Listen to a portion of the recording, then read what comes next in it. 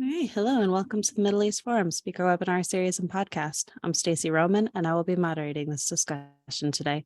We're pleased to have Benjamin Weinthal, investigative journalist for the Jerusalem Post and Fox News, and writing fellow here at the Middle East Forum, join us to discuss Iran's shifting relations with Europe. Mr. Weinthal will speak for 15 minutes and open it up for questions.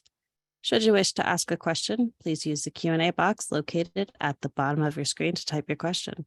And with that, I'll turn the discussion over to Mr. Benjamin Weinthal. Thanks, Stacey. Well, let me delve into, within the 15-minute framework, an enormously complex topic right now, namely, is the age of a European appeasement truly over with respect to the Islamic Republic of Iran, and what importance does this have? I'm just going to provide some background of the European Union's policy after the 1979 Islamic Revolution, and go through some of the, I guess, soggy European appeasement policies toward Iran's regime, and the events of the last 6 months, 7 months that have shifted Europe somewhat to take a bit more of an assertive posture toward Iran.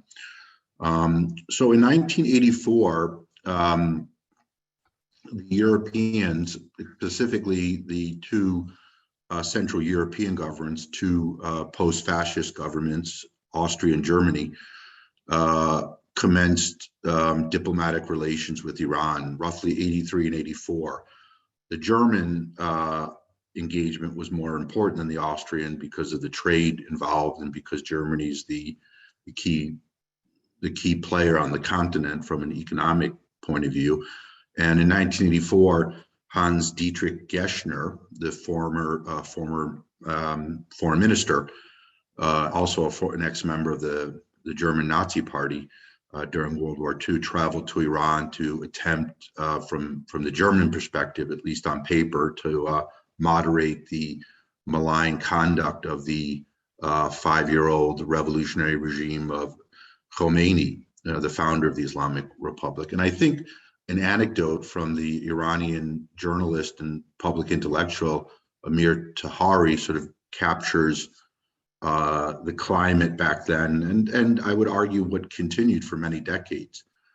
Genscher declared his intention to engage in open quote critical dialogue close quote with the regime, but the notion sparked the joke at the time that critical dialogue was really an exercise in joint criticism by the mullahs, the Ayatollah regime, and the Europeans of the Americans, Tahari wrote.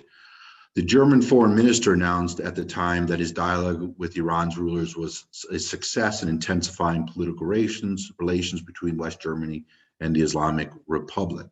The other principle that animated not only German foreign policy conduct toward Iran's regime, but I would argue most of Europe, was change through trade. So you have, on the one hand, this notion of critical dialogue will produce a change in Iran's human rights behavior, which turned out to be, to put it blunt, a sick joke, and then change through trade, which has been the guiding principle up until now, one could argue, with the Iran nuclear deal, the Joint Comprehensive Plan of Action, the formal name for the Atomic Accord, which is largely based on incentivizing Iran to change its behavior, namely to temporarily stop its program to build a nuclear weapons device in exchange for, at least in the first year of the agreement, as much as over $100 billion in sanctions relief. So the notion of change through trade continues to this day. And as we can see, the ideologues of the Islamic Republic of Iran have largely ignored that principle, and remain wedded to their notion, their strategy of exporting their revolution, and at the same time sacrificing their population at the expense of this highly dangerous ideology that crystallized as part of the revolution in 1979. Now, fast forward and where we are right up and before the revolts in Iran took place last year, to give you again a flavor of the, I guess, what I refer to as this sort of overall soggy European foreign policy toward Iran, appeasement policy. Politico's chief correspondent, one of the best journalists out there writing on Europe and Iran, Matthew Karnichning, wrote, since Senator McCain's death, he wrote this in 2020, Germany has refused to back the U.S. on just about every major foreign policy front, whether concerning China, Russia, Iran, Israel, or the broader Middle East. At the same time, Mohammad Faizi, chief of staff to the then president of Iran, Rouhani, stressed in a meeting with Germany's ambassador to Tehran, Hans-Udo Musil, that, open quote, Germany has been Iran's traditional partner, close quote. Switzerland, at the same time, this is back in 2020, tweeted on its microblog, Twitter, signed during President Rouhani's visit to Bern in 2008, the road transportation agreement between Iran and Switzerland has passed Iran's parliament with a large majority. The agreement facilitates bilateral goods and passenger transport, marking the expansion of trade ties in international trade. Now, again, this is part and parcel of the European project to incentivize Iran, and this has been going on again since the early 80s. How has this trade relationship played out? Well, one example, just back in 2018, the German paper The Bild revealed that in a company called Krempel sold military applicable technology to Iran. The technology turned out to be used in Iranian manufactured chemical missiles that poisoned 21 Syrians in 2018, including 6 children. Germany's export policy commission told me when I was reporting on this that they didn't object to the sales, and that type of trade still continues to this day, where mainly Germany, which has, as of last year, an over $1 billion a year trade policy or trade relationship with Iran, continues to sell what's called dual-use equipment, military and civilian equipment. Now, folks know the United States has, both under Obama and the Trump administrations and other Republican and Democratic administrations, has consistently classified Iran's regime as the world's leading state sponsor of terrorism. Now, the European Union has not done that, but where the big fight right now is taking place, and this leads me to the present, is the Iran's Islamic Revolutionary Guard Corps. Now, the IRGC, the acronym for this organization, controls probably as much as 70% of Iran's economy. That's the high-end figure. So this organization also controls the Basij, the paramilitary group that's involved right now, along with the IRGC, in terms of smashing the revolts that have blanketed Iran since the murder of the young woman, which I'm sure folks on this call have heard about, Masha Amini, the young Iranian Kurdish woman who was tortured and killed because she didn't properly wear her headscarf, the hijab, in mid-September. And Iran is still engulfed in protests because of her death. And this is the event, along with the Iranian regime's sale or transfer of drone technology to Russia to help Russia in its illegal war against Ukraine.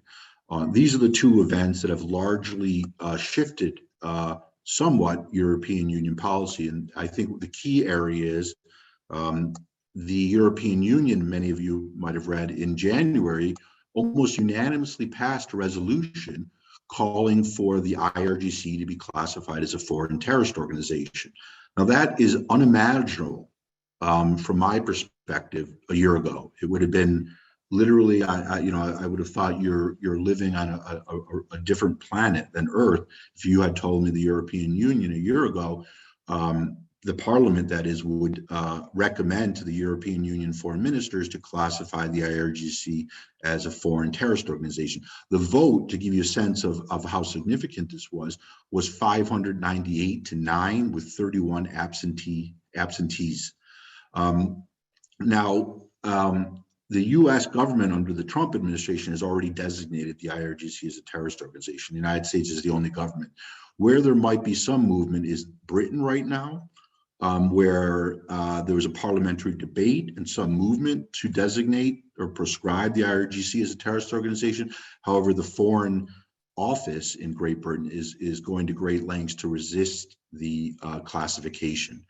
The European Union's foreign minister, its chief diplomat, Borrell, the Spaniard, claims, and it's a bogus claim, that there's not a legal precedent to designate the IRGC. That's been debunked.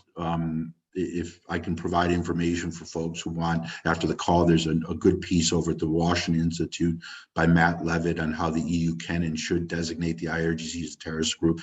I've written about a German MP in the Bundestag from former Chancellor Merkel's party, who has actually cited law cases in Germany that would permit not only the Germany, but the EU to designate the IRGC as a terrorist organization. It's really nothing more intellectually complex right now within the EU of a question of political will. The EU doesn't want to pick a fight with Iran because of the nuclear deal. They don't want to jeopardize what they believe is an important nuclear deal to stop Iran's regime from obtaining a nuclear weapon. But of course, the deal is considered woefully inadequate because it's only a temporary stop, and it provides Iran with enormous amounts of money to fund its terrorism. I should also mention that the IRGC generals, when the EU was deciding, the foreign ministers, whether to classify the IRGC as a terrorist organization, this is how they described the EU. They called them dwarves, and then they told them, open quote, ask their American friends what the cost of confrontation with the Revolutionary Guards was and is, close quote.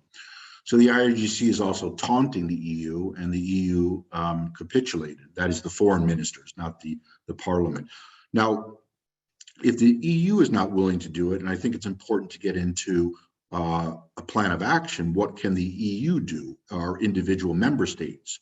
Now, individual member states could designate the IRGC. We see that right now with the Hezbollah designations across Europe. The EU has not designated all of Hezbollah's movement as a terrorist entity. Hezbollah, as folks know, is Iran's chief strategic partner. Some countries have, like Austria and Germany, and a number of other countries in the EU say all of Hezbollah is a terrorist organization. But France is impeding the EU from designating Hezbollah as a full terrorist organization, probably also Ireland. But a country like Germany could unilaterally decide tomorrow and stop hiding behind the curtain of the EU. We are going to designate the IRGC.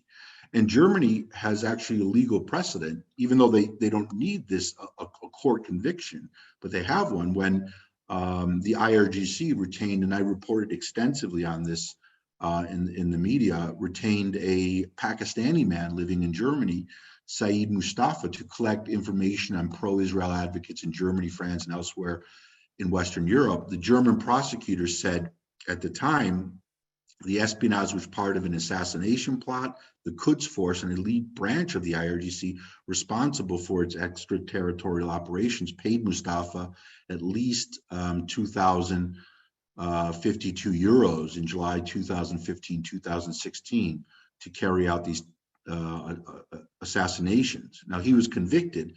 So again, it's just a matter of political will in Germany to make this type of prescription. That could then lead other countries to designate the IRGC. Now, I would argue not only is the nuclear deal, this highly flawed agreement that hasn't been implemented because it's currently being renegotiated after the Trump administration pulled out in 2018. That's one impediment as to why the Europeans don't want to designate the IRGC. And the other, I would argue, is obviously the business reason. the IRGC controls so many critical industries that the Europeans don't want to designate the IRGC because that would mean they wouldn't be able to engage in, the multi-billion-dollar trade agreements that have flourished in the past and still do for many countries like Germany, because that would mean they're engaging in trade with a proscribed terrorist company, and the Americans would also, clamp down. So I think I've tried to cover as much as possible within 15 minutes. And I guess what I'm trying to capture right now is the main battle, the main front right now is over the IRGC and are the Europeans willing to go as far as the Americans in terms of classifying the IRGC as a foreign terrorist organization. So I welcome the questions. Good questions are better than good answers. And thanks for carving out the time to hear me for 15 minutes. Thank you so much for all of that information. Before I get started and dive into these questions, what exactly does designating the IRGC as a terrorist organization mean for Europe? Well, it would a couple of things. First, it would allow European law enforcement agencies to expand their powers to investigate cases involving the IRGC. It would allow prosecutors more latitude to investigate. And of course, investigatory agencies would have much more flexibility in terms of launching investigations into IRGC activities across Europe. And the other aspect is the IRGC is involved with companies that are producing all sorts of hardware, military hardware for illegal wars and terrorist activities. So that also could potentially be curtailed if, on a global scale, if the IRGC is designated. Thank you so much. So in the description, we talked about the Iranian acts of violence on European soil. Andrew Rose, Marine international lawyer, asks, how should our governments react to Iran sending hit squads to attack Jews inside our countries? Well, that's a very good question. I just did a long piece for Fox News Digital about a week ago on the so-called Boston Mapping Project, and the Zachor Legal Institute in the U.S. determined in a study that the Middle East Forum was part of, as one of the partners in producing this report, that the Islamic Republic is probably behind this so-called kill list, targeting Jews, Zionist organizations, and law enforcement agencies in Boston wanted to replicate these agencies. And I went through in my Fox report from a week ago the sort of running list or a bill of particulars of Iranian attempts to assassinate Americans and Iranian dissidents, one of whom is facing the death penalty right now in Iran,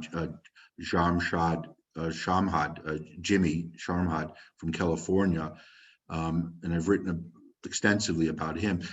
What the U.S. could do here in this type of case is, and I agree with John Bolton, who was one of the former national security advisor, who was a target of Iran's assassination efforts, along with Mike Pompeo and others, and Masih al-Ninejad, the famous Iranian American dissident. I would consider those acts of war, and as an act of war, targeting, U.S. officials, former officials, Americans. The U.S. should respond accordingly in terms of how they perceive an act of war being played out or targeting Americans and American institutions. So the U.S. needs to raise the bar and, not raise the bar, but actually respond in a proportionate way to an act of war. So the Iranians get the message. It's important because the Iranians, and I'll quickly say, in 2003, when the U.S. invaded Iraq, that was when the first time when Iran capitulated and stopped its illicit nuclear weapons program. So the Iranians, and it's not anything, as I said, more intellectually complex than this, they only understand raw force and saber rattling. And when you raise the stakes in terms of you're willing to prosecute the Iranians via forms of violence. Violence in the sense of, you're willing to show the Iranians that you're prepared to use violence, and if they commit acts of war, as they have against Americans, by sending assassins in Brooklyn to target Masha Amini, where she lives, the U.S. should respond proportionately. And the sanctions they've slapped on the Irans are very, very mild. Thank you. J.R. Pride asked, what would ultimately cause the fall of the current regime in Iran? It's a great question. It's a question that I sort of struggle with every day when I talk to Iranians. And I would argue that the collapse of the regime has to take place via an internal upheaval, as we're seeing right now. Military intervention from the West is not going to, it's not going to play out well, as we saw in Iraq. But clearly, the West can support Iranians. One good example is the Iranians could, U.S. labor unions and Western labor unions could provide strike funds to Iranians who go on strike, provide them cash. Iran has a very porous border, and there's ways to deliver money to the workers who are on strike, similar to what the American labor unions did in the 1980s to the Polish trade union movement to bring about the collapse of communism. But again, the key right now is American leaders and also foreign leaders need to stand up and say, we support the protesters who are battling it out right now on the streets of various cities in Iran. We show our solidarity. And I would argue, and no Western government has done this, and the U.S. government has not done this, including during this Trump period, should cross the line and say we support a post-Islamic Republic of Iran government. Namely, I don't like the phrase regime change because it has the connotations associated with Iraq, but we support democracy promotion in Iran, and that would mean the collapse of the Islamic Republic of Iran. We wish to see the Islamic Republic toppled by a democratic movement. Thank you so much. David Levine asks, a conservative website is indicating that Iran will now assemble its drones, which Russia is using against Ukraine, in Russia itself. Do you have any information indicating that this is correct? And if so, what are the implications for Europe, Israel, and the U.S.? I don't have any indications about the drones being assembled. His question was within Russia, correct? But it wouldn't surprise me. I just reported earlier this week for Fox News in an exclusive, and I guess I'm announcing this because it's so difficult to get exclusive stories, but I got exclusive material from foreign intelligence sources who said that the Iranians and the Russians, namely Putin, reached an agreement last year to circumvent a prospective nuclear deal and allow, if the deal collapses, allow Russia to ship back the enriched uranium to Iran. Because as part of the deal, Iran is supposed to ship its enriched uranium, which is the material used to build an atomic bomb, back to Russia, and Russia is supposed to warehouse the material. But as part of this deal, because of the need for Russia to have drones from Iran and the invaluable military technology that Iran has provided Russia, Putin agreed to this deal in July of 2022. And that secret, it's really a secret deal, will, if it actually is implemented, guts the whole purpose of a future nuclear deal. Now, the U.S. State Department neither confirmed it nor denied this secret deal to me.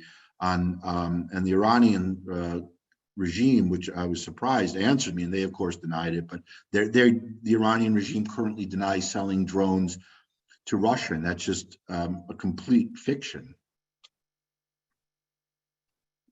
Thank you so much. And on the flip side there, Bob and Sue Radis ask, the Russians have given to Iran some captured NATO equipment on the battlefield in Ukraine. Do the Iranians have the skill to reverse engineer this and then build NATO weapons?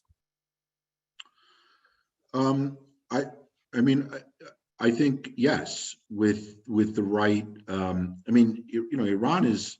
We're dealing with a very, very sophisticated and formidable opponent in Tehran.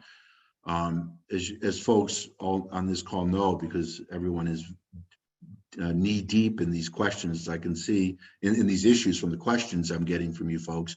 Iran just came very close to develop or enriching weapons grade uranium, right? They're very close to the 90% mark, as was widely reported recently. So they have the wherewithal and the intelligence. It's just a question of how fast will they complete the enrichment, and then the question about reverse engineering. It's the same question. Now they're desperate for Western technology, and that's why you see so many Iranian middlemen in Europe who are engaged in illicit activities, and there's all sorts of unsavory deals going on between European countries and Iran. So it's for me, it's just a matter of time, because the Europeans in general also aren't enforcing. There's not robust enforcement of the sanctions to stop this type of highly sensitive technology from being transferred to Iran. Thank you so much for that. We have quite a few questions regarding I can stay longer if you wish, if we have time. We'll see how it goes. But just on this topic of the Saudi and the Iranian rapprochement brokered by China, how do you see the impact of this aspect, Carrie Hillebrand? Well, I read a tweet from Senator Cruz's national security advisor, Senator Ted Cruz from Texas, Omri Sarin, who wrote, and I think this sort of captures my thinking, who wrote, during the Trump period, you saw normalization agreements between Sunni Gulf countries and Israel. And now during the Biden administration, you see a normalization deal or agreement between two opponents who are, really should be enemies. So it's really a bad sign, a collapse of, I think, American foreign policy in the region, that this could happen, that Saudi Arabia, a country that's threatened, whose existence on some level is threatened by Iran's nuclear weapons program, and has been attacked by the Iranian regime's proxies, the Houthis, is now willing to grant this type of concession to Iran's regime. So the bottom line is it sends a message that from the Saudis that the Americans can't be relied on, unfortunately, the Biden administration. It's a feeble, extremely weak administration that won't go to great lengths to defend its allies in the region. So I see it as a catastrophe from the perspective of both U.S. security and from the security of Israel and the Sunni countries that oppose Iran's regime. Absolutely. And if you could sum it up in just a few sentences, why do you think that the European Union is so hesitant to make moves against Iran? And an anonymous attendee follows up with, do you think World War III is already unofficially started? Well, I mean, I think Israeli Prime Minister Benjamin Netanyahu said, if I'm not mistaken, I have to watch the complete interview. I've only seen snippets of it with the London-based Iran International news organization, that if Iran acquires a nuclear bomb, then that's tantamount to World War III. This is the same news organization, by the way, Iran International, that has to flee London because Britain can't protect Iran International. It's a very good news organization from Iranian regime threats. So they're relocating to Washington, D.C. And they've done the most aggressive reporting on the clerical regime in terms of exposing corruption, and Iran's regime labeled Iran International a terrorist organization. Now, I think, as I mentioned, the EU is hesitant, or not even hesitant. They've capitulated on the IRGC question right now.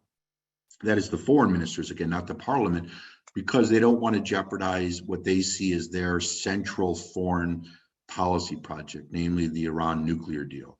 The EU foreign ministers and the EU countries, like the Biden administration, are deeply, deeply wedded to this nuclear deal. It's the functional equivalent of religion for them. I don't know how else to describe it, because they won't deviate in any way from this nuclear agreement. All sorts of very smart people out there, like Garry Kasparov, the world's greatest chess player, who predicted Putin's invasion of Ukraine,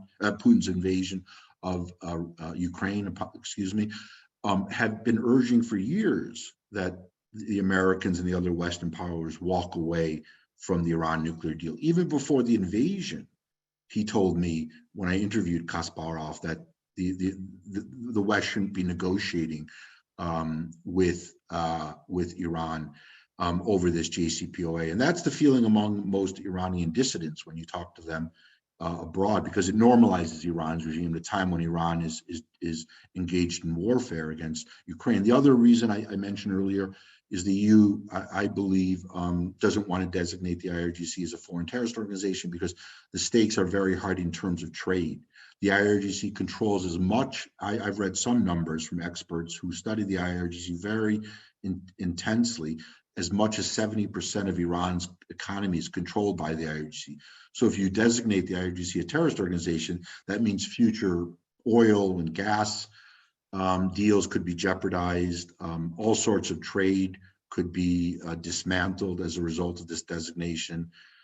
So the Europeans, again, they claim they want to fill the language of human rights with meaning and content, but when it comes down to the nitty gritty, they've retreated.